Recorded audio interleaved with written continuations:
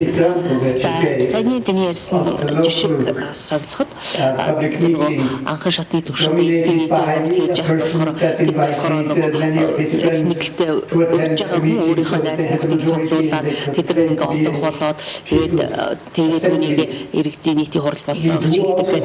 Ийм юм бас жишээнүүд бас шивтэрт бас байна. Зарим кантонд бол харамсалтай бол байгаа юм. Тэгээд public assembly гэдэг нийтийн хурлууд ийм суултал бол байгаа даа.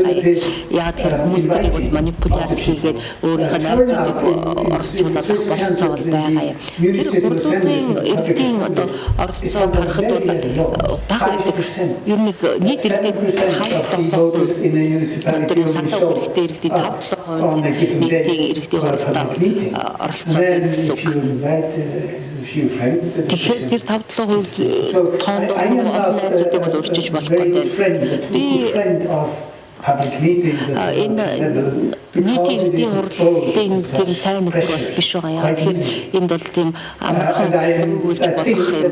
in Constitution referendum референдумын хувьд бол миний хувьд бол илүү дээр механизм гэж бодож байгаа. Тэр нийтийн хурлаас илүү хүмүүс бас нөгөө санал илэрхийлэх тийм боломжтой болж байна гэсэн үг. Тэр зөвхөн найзуудаа бол урьдчилгүй бас бүгд зааж байгаа учраас бусад эсрүүцж байгаа юм ч гэсэн бас сандаа боломжтой. In here a little bit in the institution. Тэгээд институт талаас болохоор яг анхан шатны төвшний иргэдийн нийтийн хурал бол юм Of course, I was referring to democratic centralism. арчилсан централизм гэдэг тэр thought that I found a little thing of it in the Latin law. I'm not sure about that, but I also recognize that of course this country has been living for 170 years. Монгол улс 70 жил орчим тийм ээ ийм дэглэмтэй амьдарч байсан учраас тэд бас өөрийн тийм мөрийг үлдэхээс аргагүй байхaltaа хүмүүсийн зан үйлсэлгээр From this peculiar communist state коммунист хэлбэрийн байгууллага тэнд бол нөгөө нэг иргэний нийгмийн өстрийн нам дарангуулсан бүх хүмүүсийн амьдралын бүх элементийг одоо зохицуулах гэж хичээсэн ийм одоо тогтолцоо байсан байгаа. Тэгэхээр одоо бүх жижиг зүйлүүд одоо засаг шийдвэр гаргадаг.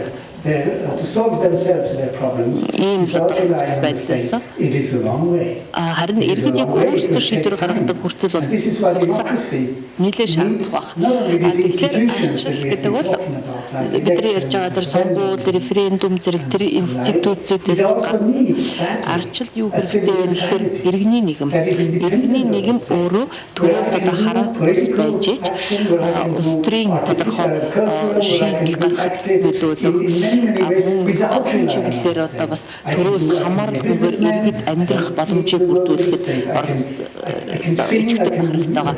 бизнес би бизнесээ хүүхдүүд төрөөр залгахгүйгээр ийм эрхчлөлтөй байхад иргэний нийгэм сайн зохион байгуулалттай байх хэрэгтэй болж байгаа.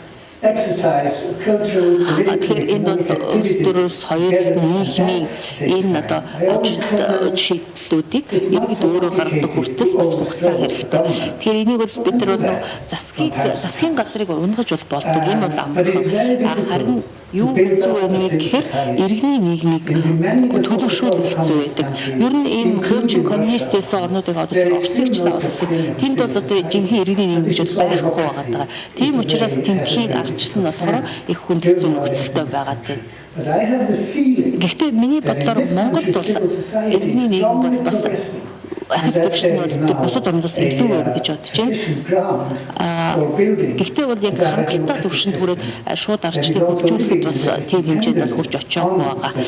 Ер нь иргэний нийгмээс бол энэ шууд арчлалын үр дүн бас их хамаарна. Энэ боломжийг ашиглаад Using this opportunity, I would like to say to Mr. Lamjo that Mr. Lamjo is one of the first person who was one of the author of the Constitution. So I would like to ask Mr. Lamjo whether, if you have time, why not you can join to our working group on the law, because our law's participation deals with the issue of the public meetings about the vote.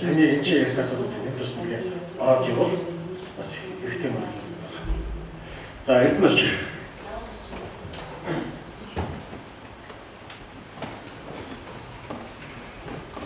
За баярлалаа. Намайг өчигдөр хэлсэн төрөлхтөч газар хөдөлгөөний асуудал ажиллаж байна. Ерөнхийдөө бол